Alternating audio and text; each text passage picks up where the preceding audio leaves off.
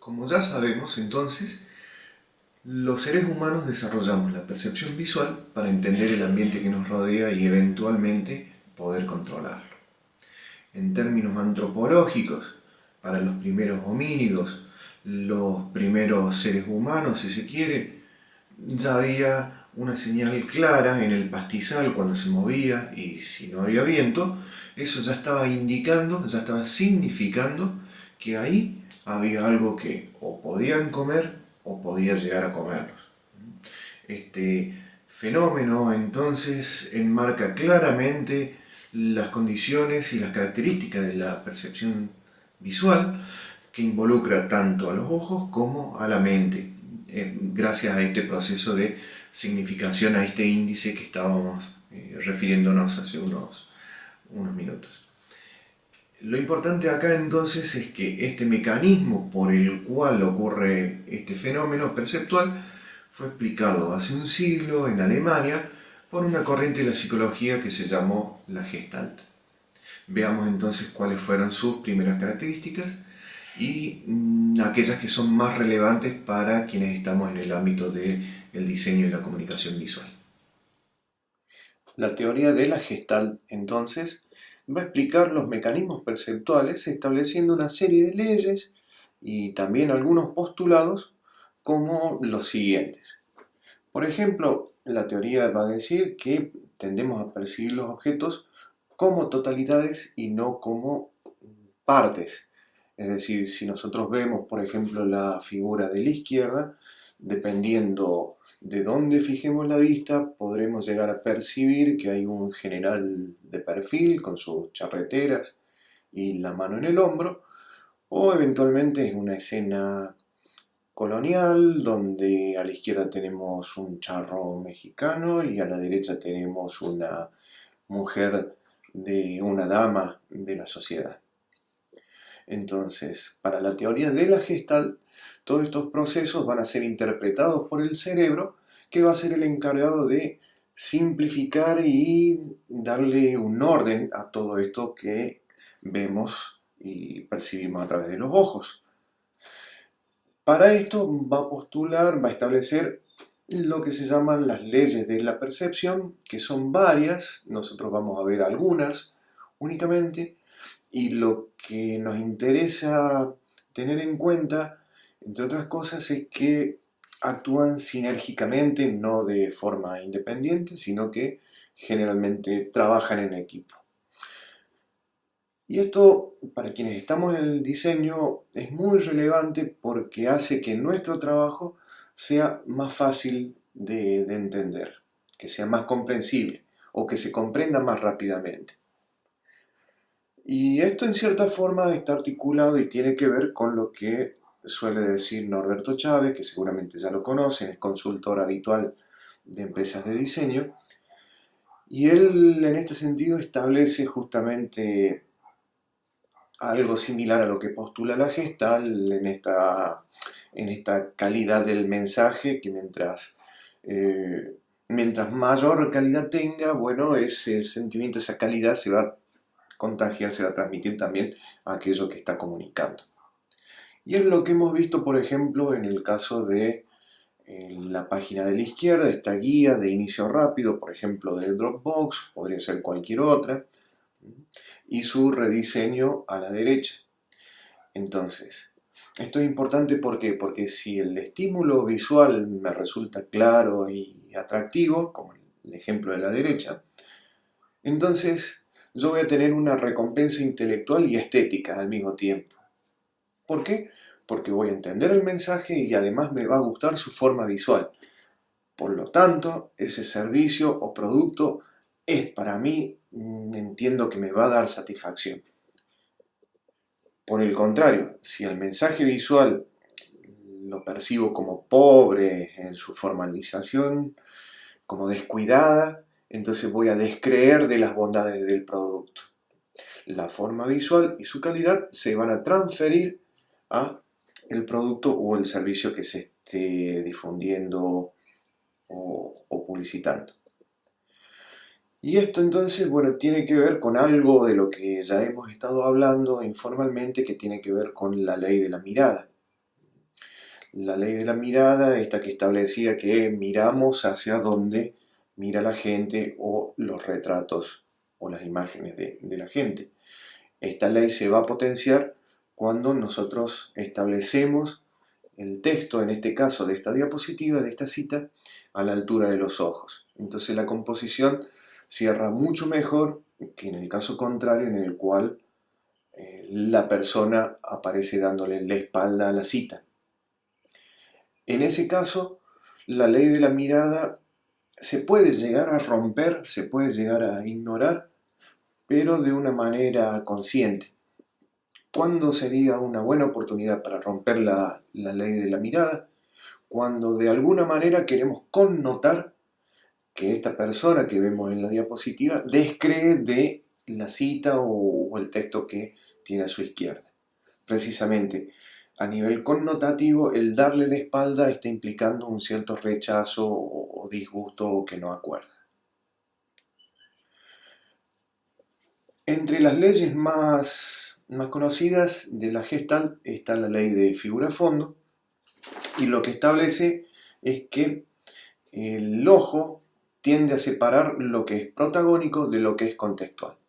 Es decir, hay una especie de filtro cerebral, mental, que justamente va a filtrar lo que es secundario para atender a lo principal. Esto es una ventaja evolutiva, básicamente. ¿Por qué? Porque si no, habría mucha información para que procese el cerebro. Y ese tiempo de proceso puede significar la diferencia entre la vida y la muerte. Entonces, según dónde miremos, vamos a ver distintas cosas, como en el ejemplo anterior. Tanto figura como fondo puede ser reversible y ambos pueden contener información importante como en el afiche que estamos viendo a la izquierda. Esto es importante recalcarlo entonces, esta reversibilidad, esta ambigüedad de la figura fondo es un recurso que como gráficos podemos explotar para esconder mensajes, para sumar interés a una pieza gráfica. En segundo lugar tenemos la ley de pregnancia. Si ustedes se fijan en este afiche de Heineken, bueno, es reconocible una escena carioca, dominada por algo que representaría eventualmente al Cristo, en una bahía donde las edificaciones obviamente son las latas y las cajas de la cerveza. Esto es fácilmente reconocible, lo podemos decodificar fácilmente por la ley de la pregnancia, porque estas formas de alguna manera están articuladas para que sea fácil su reconocimiento. Y la ley de la pregnancia va a establecer precisamente esto, que nuestra mente, y mejor si como diseñadores le damos una manito y la ayudamos, va a organizar esas percepciones de una manera más simple. Va a tender justamente a la simpleza, otro criterio que ya hemos mencionado en clases anteriores. Entonces, es más fácil y rápido percibir aquello que es simple. Entonces, si nosotros tenemos una forma que está rediseñada, como en el caso de Mastercard, el logotipo y el símbolo de Mastercard, que está rediseñada con menos elementos y a su vez las figuras geométricas se han simplificado, la decodificación y el reconocimiento y la memorabilidad de esa gráfica va a ser mayor que en el ejemplo anterior previo al rediseño.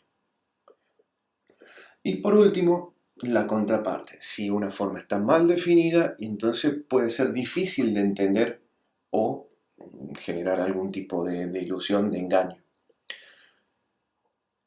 Una observación, esto último no es necesariamente un inconveniente, porque si lo usamos bien, esto puede ser una herramienta poderosísima para llamar la atención, como por ejemplo en las ilustraciones de Escher, que podemos ver acá a la izquierda, esos volúmenes imposibles que funcionan en el plano gráfico, pero que son imposibles de representar en 3 dimensiones, por esta cuestión ilusoria, una ilusión de 3D.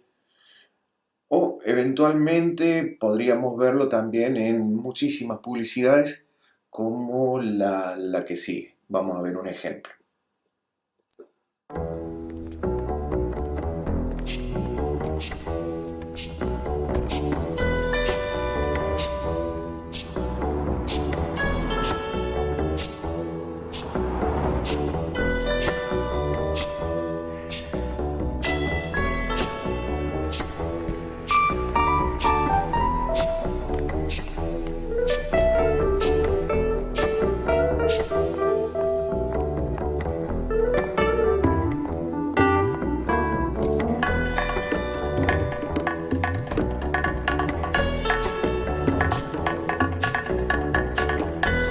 Let's do those things that can't be done. Like less fuel in for more miles out. An impossible made possible. Veamos ahora entonces la ley de proximidad. Esta ley lo que va a establecer es que aquellos elementos que están cerca en el plano gráfico, de alguna manera están vinculados, están relacionados conceptualmente. Y es por eso que en el caso de la izquierda tendemos a ver simplemente un grupo homogéneo, compacto.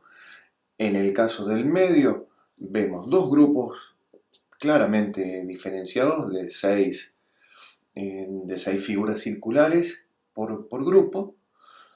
Y en el último caso lo que vamos a tener es un subgrupo, digamos, un subconcepto de la ley de proximidad que tiene que ver con las figuras animadas y que se llama destino común, y que son aquellas que se mueven al unísono, en conjunto, y entonces eso sí tendemos a verlas como que de alguna manera están vinculadas, a diferencia de las que han permanecido estáticas.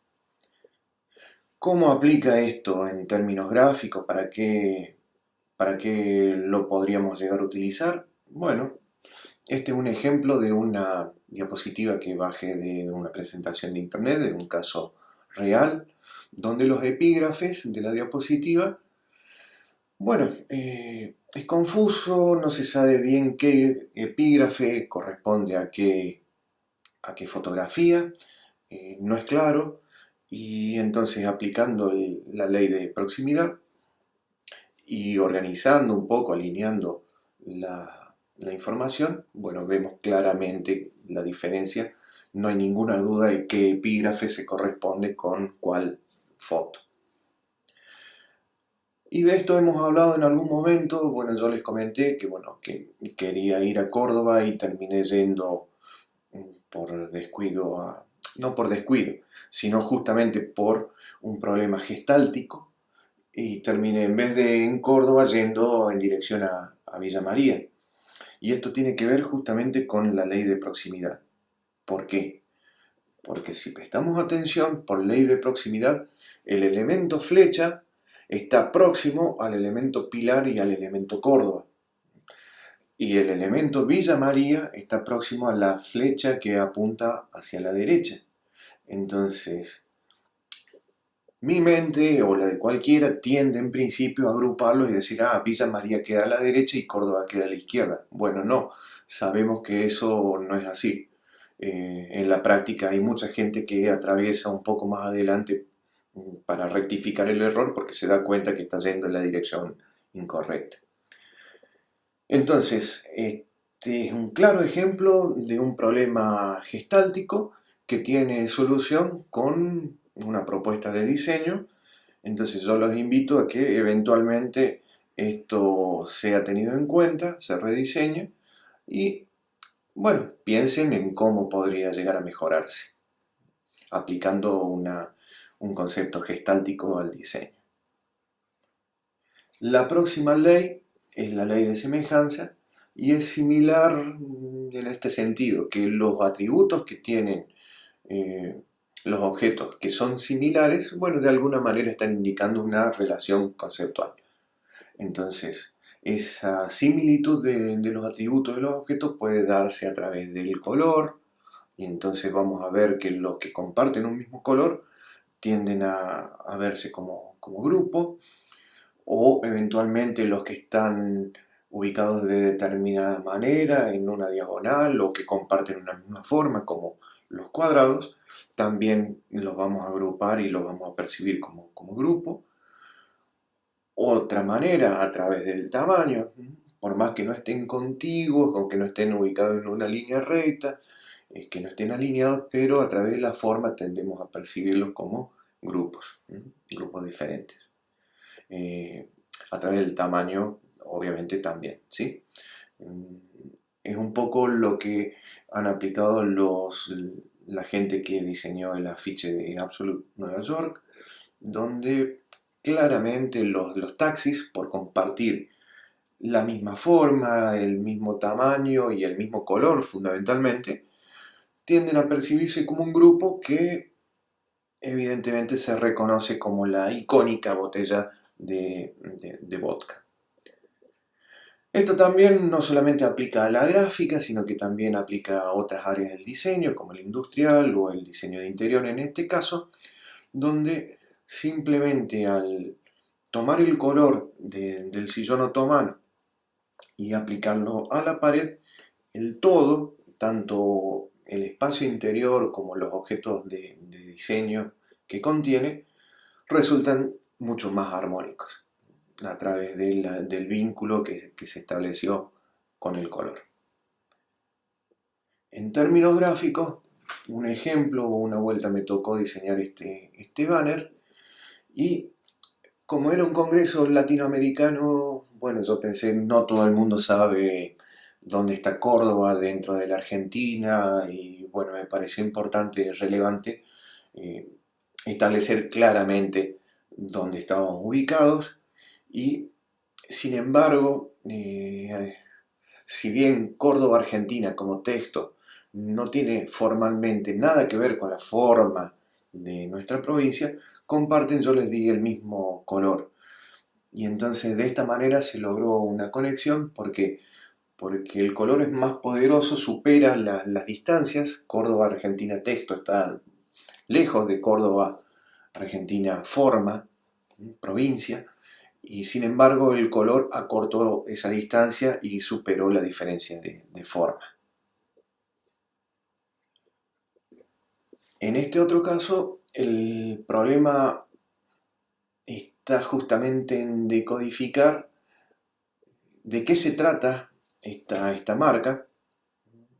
Si yo les pregunto así a simple vista y de un vistazo a ver qué leen acá, seguramente la mayoría no va a interpretar que esto es Ausplift, es decir, la obra social del personal de Luz y Fuerza de Córdoba. ¿Y cuál será el problema entonces? ¿Por qué la gente no ve la O de obra social, la O que eventualmente encabezaría este logotipo? Tiene que ver con una cuestión gestáltica, justamente. Esa O es un círculo y no se parece a la O tipográfica ni en color ni en forma. Y además está un poquito más lejana de lo que tipográficamente sería lo aconsejable. Entonces, hay un problema gestáltico en este diseño que impide que la gente que no conoce la obra social entienda que esto es una obra social. Pasemos entonces a la próxima ley, la ley número 5, la ley de continuidad, que establece que los elementos que están alineados, que comparten una alineación, están vinculados conceptualmente. Esto es mucho más fácil cuando se trata de una alineación regular, rectilínea, es la manera más simple y es el modo por el cual nosotros, en vez de ver una sucesión de puntos, tendemos a percibir una cruz. En el caso de este logotipo, por ejemplo, el recorrido, si bien no es rectilíneo, es orgánico, pero percibimos claramente como que la estrella se ha desplazado y ha dejado en su recorrido, a su paso, una estela que termina por conformar el asta horizontal de la letra A.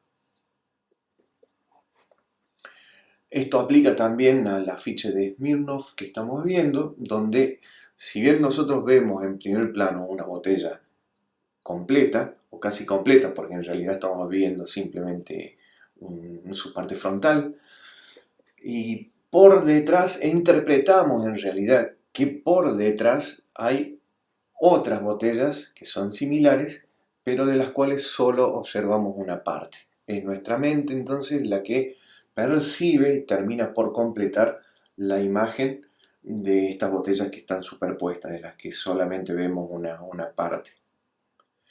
Es lo mismo que ocurre en el logotipo, o en el símbolo, mejor dicho, de Adidas, donde percibimos, aunque tendemos a ver originalmente una marca inconfundible, en realidad, bueno, uno si presta un poquito de atención y se detiene, verá 3 pétalos que están cortados por 3 líneas blancas.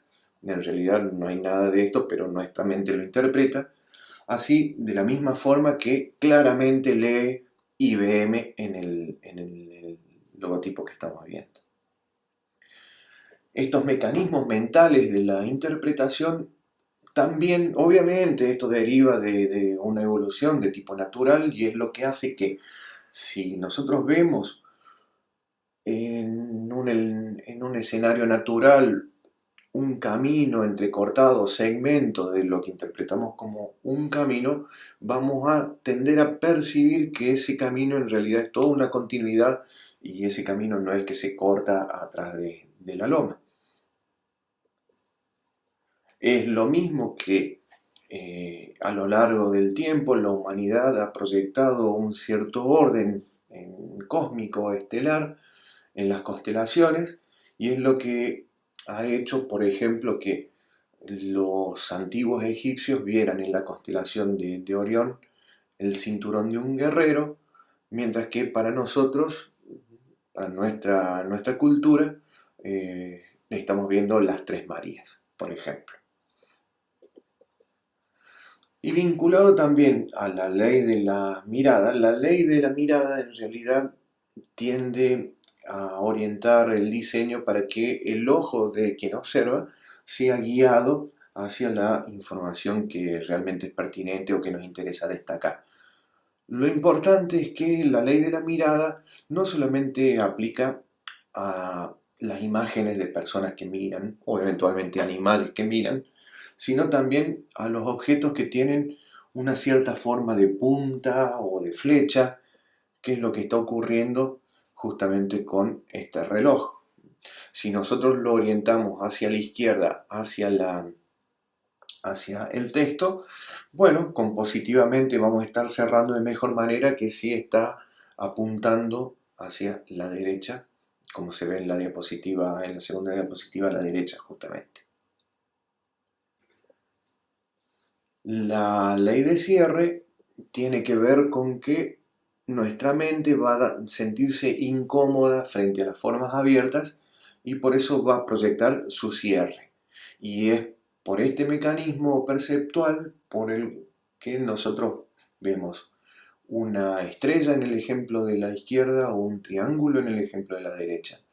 Y no 3 Pac-Man a la derecha o eventualmente unos segmentos circulares en el ejemplo de la izquierda.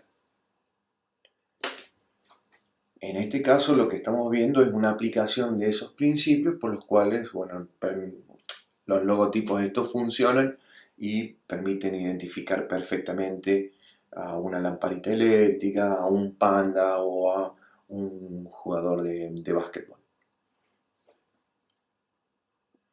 Veamos ahora, esto puede resultar muy perturbador, muy traumático para quien ha pasado por una situación así en el dentista.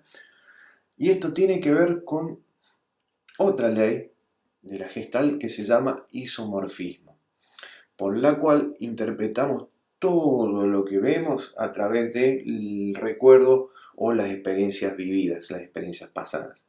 Entonces, quien haya sufrido en el sillón del dentista al ver esta imagen va a tener una reacción emocional producto de esa experiencia traumática.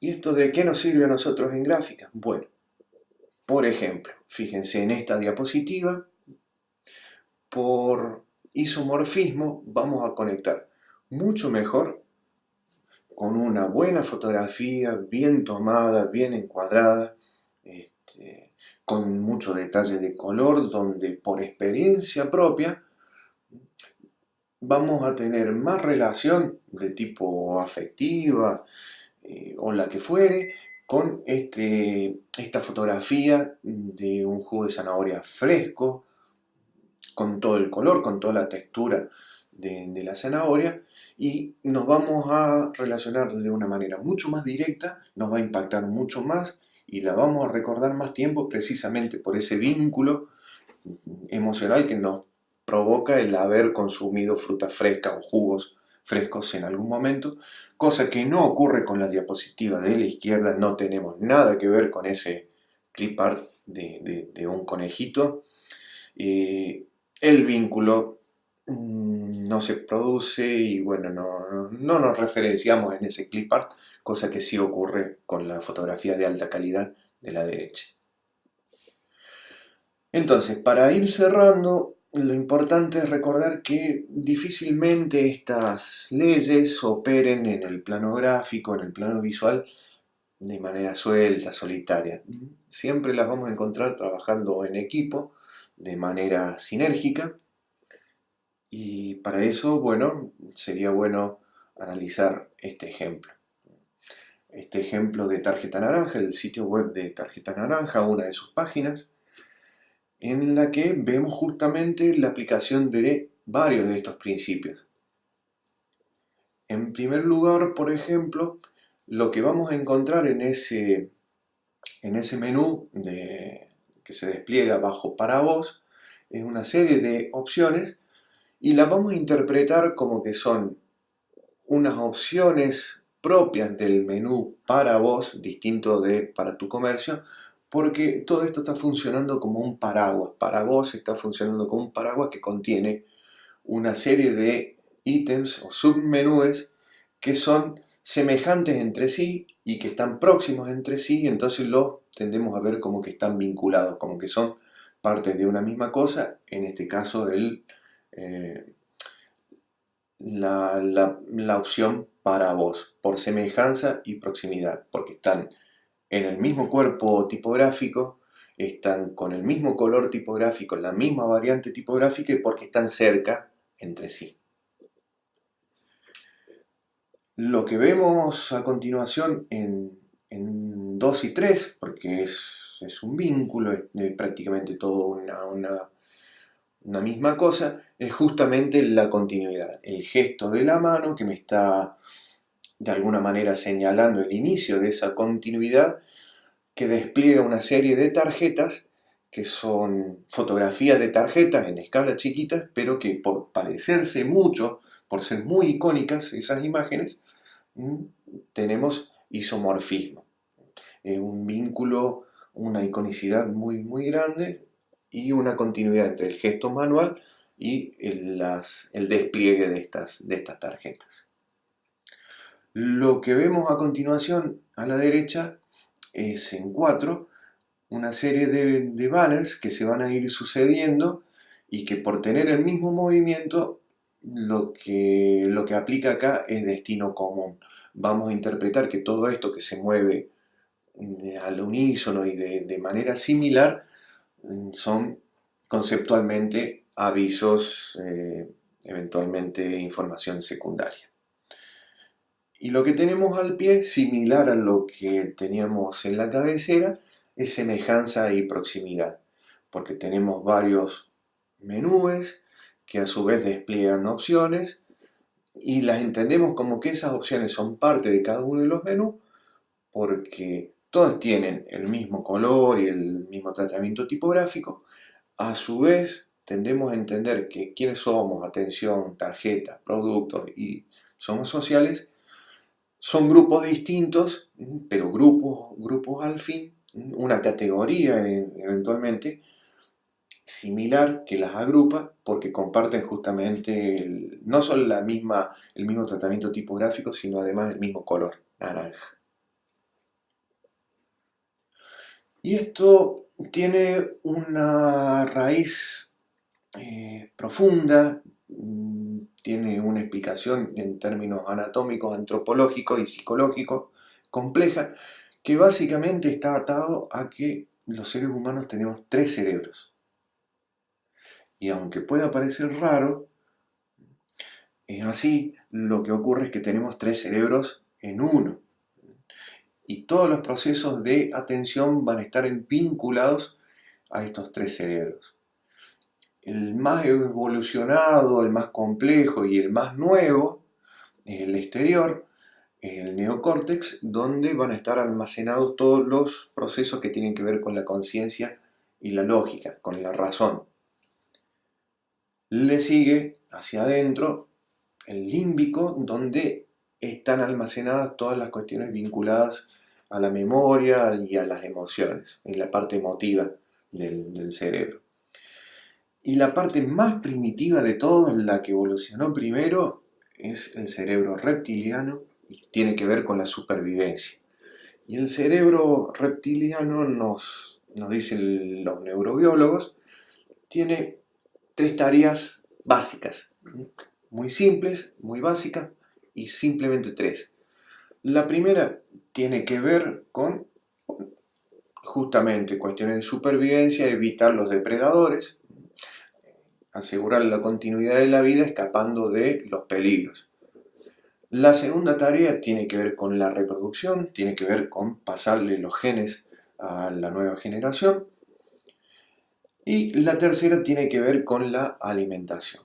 Como se dan cuenta, tareas básicas de supervivencia. Y esto, ustedes se preguntarán, ¿qué tiene que ver con el diseño gráfico? Bueno, este cerebro reptiliano siempre está funcionando, funciona a nivel inconsciente, no podemos evitar que deje de funcionar, está ahí, no podemos hacer nada o podemos hacer muy poco en realidad. ¿Y cuál es su función ahora que nosotros vivimos en un ambiente que ya no es el ambiente natural, rodeado de peligros, sino que es un ambiente diseñado como es el ambiente urbano de las ciudades, que es un ambiente artificial? Bien, lo que está haciendo este cerebro reptiliano básicamente es hacernos prestar atención. Es lo que ocurre inconscientemente cuando estamos en el aula, por ejemplo, y se abre la puerta. Bueno, el cerebro reptiliano, por más que estemos escuchando la clase o a quien sea que está hablando, nos va a hacer, el cerebro reptiliano va a hacer que dirijamos nuestra atención, aunque sea por un ratito breve, a la puerta que se abre. Porque ese cerebro tan primitivo está pensando si, bueno, puede llegar a entrar un depredador por esa puerta. Es muy primitivo, no podemos evitarlo, estas cosas siempre nos están llamando la atención. Y así, en estos términos, por ejemplo, y vinculada a las otras 2 funciones, cuando vemos una figura humana que nos resulta atractiva, cuando vemos colores intensos, bueno, el cerebro primitivo nos hace prestar atención porque está pensando en la reproducción, en comer, en cuestiones energéticas. Cuando entramos, por ejemplo, a un sitio web como el de la derecha, donde nosotros encontramos rápidamente la información que estamos buscando y es fácil navegarlo, bueno, nos sentimos que estamos en un ambiente seguro, controlable, nos sentimos a gusto, no sentimos que va a haber un tigre dando vueltas por ahí tratando de comernos. Bien, entonces las leyes de la Gestalt van a ayudar a identificar problemas de diseño, aunque no son reglas propiamente de diseño.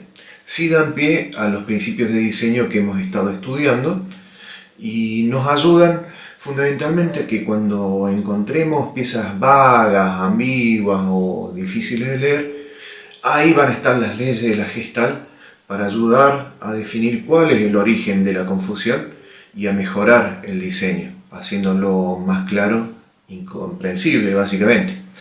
Entonces viene el práctico número 2. ¿Cuáles son las consignas? Lo que tienen que hacer es buscar piezas que sean piezas gráficas, que sean confusas, cotidianas, y detectar cuál es el origen de esa confusión para proponer un rediseño que sea superador. Adelante.